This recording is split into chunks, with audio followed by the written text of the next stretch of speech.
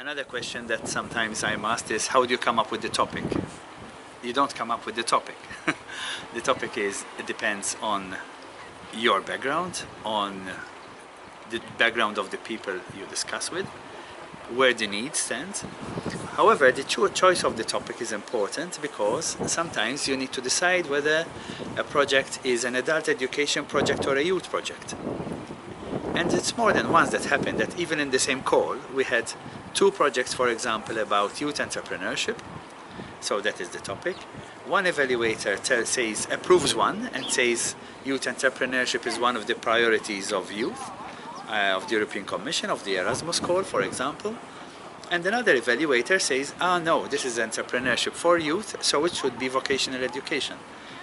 So no project is perfect, but sometimes it is a fine line. There are, for example, adult education.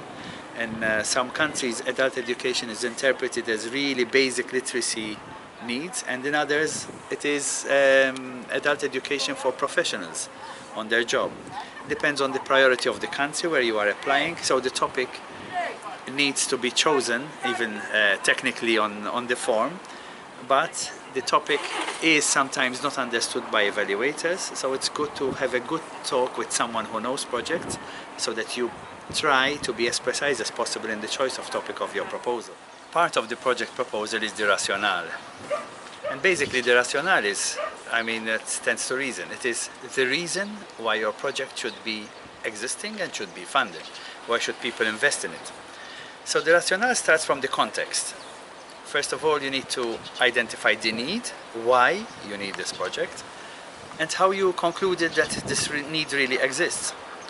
Show some reading, some link to the priorities of the EU. So you say, my idea did not come from nowhere, but it matches this priority. So you have the context within the call for proposals, the context within society, within the sector, and also the context is reading. Show that you have read. In the same part, there should be the objective. So the need needs my project, because my project meets these objectives, 1, 2, 3. Not too many objectives, or a general objective and there's 1 or 2 specific ones that are part of it. That would be 1, 1A, 1B, okay. And then these two things together should lead to results, and the results should be benefit for the needs of the audience. So there should be a sequence between the rationale starts from the context of today, where is the gap. The objective is to bridge this gap. This is how I documented myself that this need exists, with reading, with context, with conferences, etc. And then, once we meet these objectives, we will have these results. These results would be an improved way of working to match an improved way of coping with the needs that you have identified earlier. This is why someone would invest money in your idea. A key part, a correlated part, is how you choose your partners.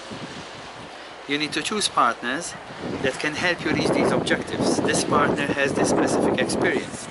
These partners can help me reach the audience.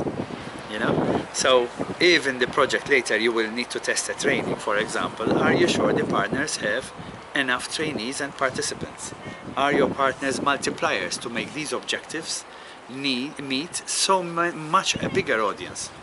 Okay, so when you start with the context, you need to have a full cycle so that you can go back to the context and say, my project has changed how things stand today.